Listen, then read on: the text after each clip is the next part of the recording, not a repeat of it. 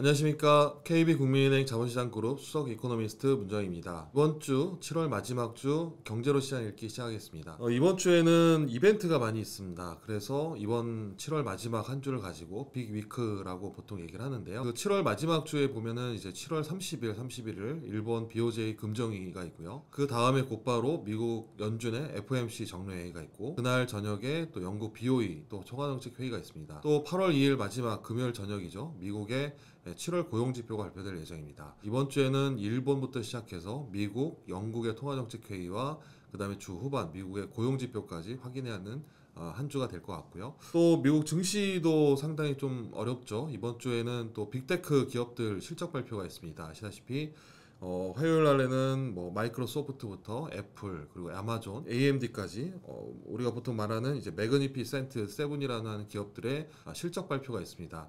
이렇게 실적 발표가 중요한 부분은 아무래도 미국 나스닥 지수이죠. 기술주의 나스닥 지수하고 한국의 코스피 지수가 상당히 좀 유사성이 좀 높다는 부분인데, 아시다시피 한국의 코스피 같은 경우는 뭐 삼성전자나 뭐 하이닉스 같은 반도체 기업들이 많고요.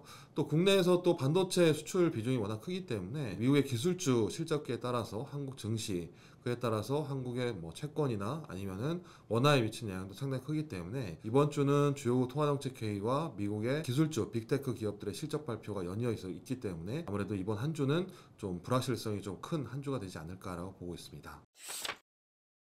첫 번째 이벤트는 일본인데요. 일본은 7월 30일 화요일부터 해서 31일 수요일까지 이틀 동안 BOJ의 금정위가 있습니다. 금융정책위원회라고 보는데요. 금정위에서 이제 어떤 정책 결정을 할 거냐라는 부분에 대해서 이제 시장에서 가장 주목하고 있습니다. 최근에 이제 일본의 엔화 환율이 좀 강세를 보이고 있습니다. 달러엔 환율이 7월 초만 하더라도 160엔대 상승했다가 지금 150엔대 초반까지 내려왔죠. 엔화 강세를 보이고 있는데, 이렇게 엔화 강세를 보인 이유는 아무래도 일본 BOJ가 뭔가 액션을 취할 것이다. 특히 다른 나라들은 금리를 인하하는데 일본은 금리를 올릴 수 있지 않을까. 물가가 워낙 높기 때문에 그런 부분에서 BOJ가 긴축을 할 경우에 엔화 강세에 대한 기대를 좀. 그런데 지금 일본 같은 경우는 물가가 거의 한 2%대 기록하고 있습니다. 전년비로. 그런데 기준금리는 0.1%입니다. 그것도 지난 3월달, 올해 3월이죠. 3월에 무려 8년 만에 0.1%포인트 금리를 올렸습니다.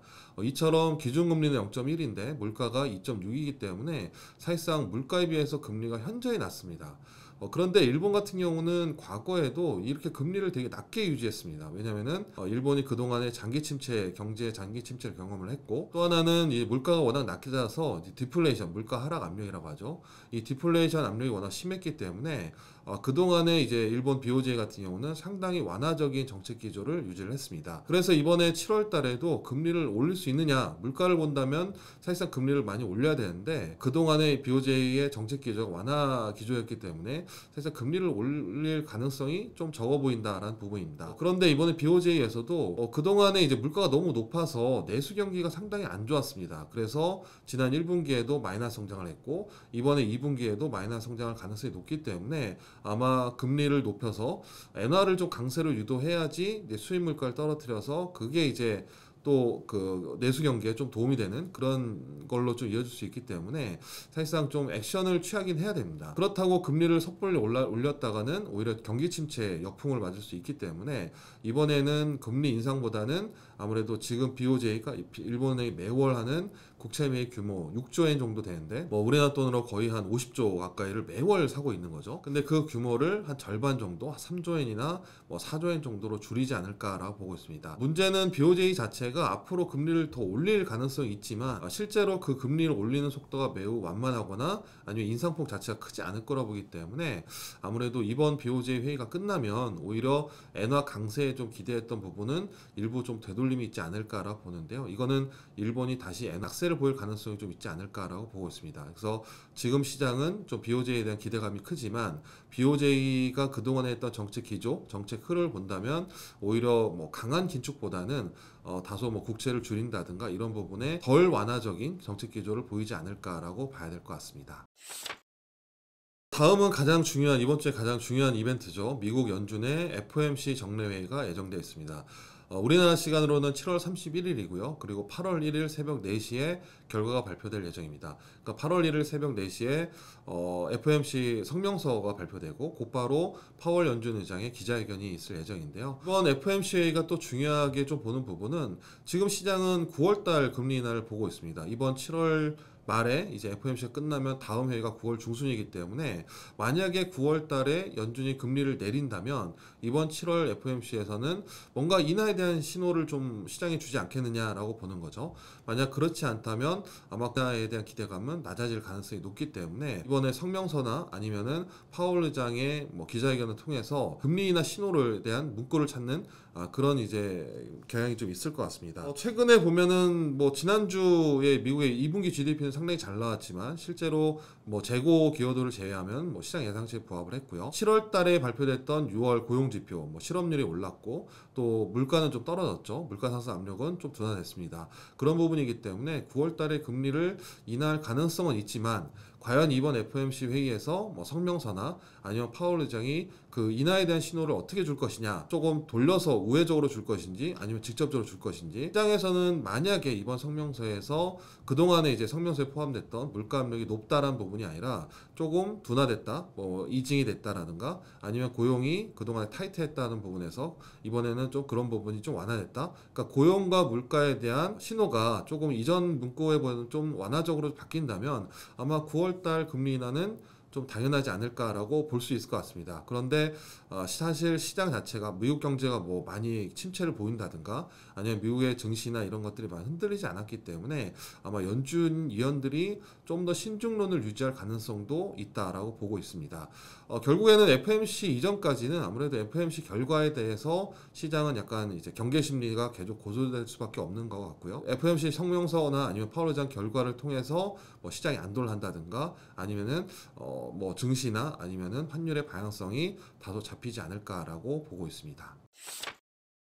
그리고 그 다음에 이제 이벤트죠. 영국의 BOE 회의가 있습니다. 통화정책회의가 8월 1일 저녁 이제 8시에 있습니다. 그래서 이번에 이제 가장 주목하는 거는 과연 BOE도 유로 22처럼 금리를 내릴 거냐라는 부분인데, 유럽 쪽에서는 지금 금리 인하가 지금 물결이 좀 일어나고 있습니다. 지난 3월 달에 스위스 중앙은행이 금리를 내렸고요. 6월 달에 내렸고요. 또 5월 달에도 스웨덴 리스방크가 금리를 내렸고요. 6월 달에 유로존의 중앙은행인 ECB가 금리를 내렸습니다. 8월 초에 영국 BOE도 금리를 내릴 거냐라는 부분인데, 사실상 유럽 쪽에서 금리를 이렇게 중앙은행들이 내리는 이유는 물가가 좀 둔화되고 있는 부분이 확인되고 있기 때문입니다. 그런데 영국 같은 경우도 지금 전체 소비자 물가는 전년비 2%고 근원 물가 같은 경우는 3.5%인데 기준금리는 5.25거든요. 그런데 문제는 이제 서비스 물가가 상당히 높고 또 임금이 상당히 높습니다. 임금 상승률이 0.7%라서 사실 임금이 높다는 것은 아직까지 경기가 상당히 좀 괜찮다, 수요가 좀 강하다는 부분이라서 굳이 지금 전체 물가는 떨어졌지만 임금이나 아니면 서비스 물가가 높다면 금리 인하를 서두를 필요도 없지 않느냐라고 볼 수 있을 것 같습니다. 근데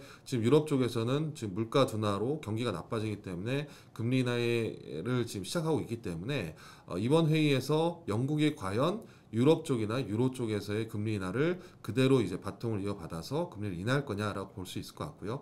만약에 유로에 이어서 영국까지 금리를 인하한다면 이거는 또 선진국 쪽에서 이제 미국 같은 경우도 9월달 금리 인하 가능성을 높인 요인이기 때문에 영국의 첫 금리 인하 시작이 가능하냐라는 부분은 이번 주에 좀 주목할 이벤트가 되지 않을까라고 보고 있습니다. 자, 다음에 이제 미국 고용입니다. 이번 주 금요일날 저녁 9시 반에 나올 예정인데요. 매월 초가 되면 이제 미국 고용 지표가 상당히 좀 시장의 중요한 지표로 좀 인식되고 있습니다. 아무래도 미국 고용 지표가 중요한 거는 미국 연준의 경기 판단 지표, 특히 정책 결정에 있어서 중요한 판단 지표이기 때문에 이 고용이 어떻게 될 거냐라는 부분도 상당히 중요한데요. 최근에 고용 지표들, 미국의 이제 양적 지표들, 그러니까 비농업 취업자 수 증가는 전체적으로 20만 명대를 유지하면서 양호했습니다. 그런데 실업률이 최근에 좀 오르고 있습니다. 그래서 작년까지만 하더라도 3.5%, 전체 실업률 3.5, 3.6까지 갔다가 지금 최근에 4%대 올라왔고요. 이번 달에는 지난달 4.1%까지 올랐기 때문에 만약에 4.1이냐 아니면 4.2냐가 상당히 중요한데, 이게 왜 중요하냐면 우리가 보통 이제 샤메 법칙이라고 이제 시장에 많이 얘기 나오고 있는데, 샤메 법칙은 미국 이제 실업률의 3개월 평균 실업률, 최근 3개월 평균 실업률이 이전 연도 12개월 전 실업률에 비해서 0.5%포인트 높으냐라는 부분인데, 만약에 높다라고 한다면 이제 경기 침체 신호다라는 부분이 샴의 법칙입니다. 최근에 미국의 3개월 실업률 평균 실업률이 4.1%고 만약에 4.2% 나온다면 뭐 4.1보다 높겠죠. 근데 이전 연도 12개월 전에 실업률이 3.5%이기 때문에 실제로 이제 0.6%포인트가 올라가게 됩니다. 그 얘기는 그런 실업자가 많이 늘어나면서 미국의 경기 침체 우려가 올 수 있다는 부분인데, 사실 샴의 법칙이 정확하게 맞지는 않습니다. 뭐 그런 이제 경험적이었다는 부분이고, 또 작년 7월 같은 경우는 실업률이 워낙 낮았기 때문에 작년 18월 달에는 3.8%거든요.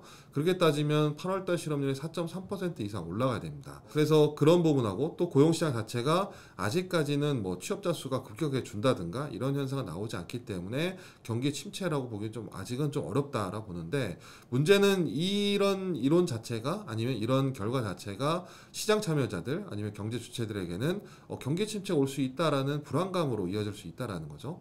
그래서 실업률이 4.1이냐 4.2냐 앞으로 이런 추세가 좀 더 강해질 거냐라는 부분이 취업자 수 증가뿐만 아니라 이 실업률이 높아진다는 부분은 경기에 대한 우려를 좀 높일 수 있는 부분이고, 이 경기에 대한 우려는 결국에는 뭐 미국 경제뿐만 아니라 글로벌 경제에 상당히 좀 부정적인 영향을 미칠 수 있다는 부분 때문에 이번에 이제 미국의 7월 이제 고용지표, 민간 고용지표 중에서는 취업자 수 증가도 중요하지만 실업률이 4.1에 4.2냐가 상당히 중요한 포인트가 될 것이다라고 봐야 될 것 같습니다. 이처럼 이번 주에는 일본 BOJ부터 미국 FMC, 그다음 영국 BOE, 그리고 주 후반에는 미국 고용까지 있습니다. 그래서 사실상 예측하기 상당히 어렵고요. 통화정책회의에서 나오는 성명서의 문구 변화, 그 다음에 파월 의장 기자회견에서 파월 의장이 어떤 발언을 할 거냐, 그리고 미국의 고용지표는 세부 지표들이 어떤 결과가 나올 거냐에 따라서 글로벌 경제, 미국 경제뿐만 아니라 글로벌 경제, 특히 우리나라 같은 경우는 수출 의존도가 높기 때문에 글로벌 경기가 이제 수출에 미친 영향도 상당히 클 거고요.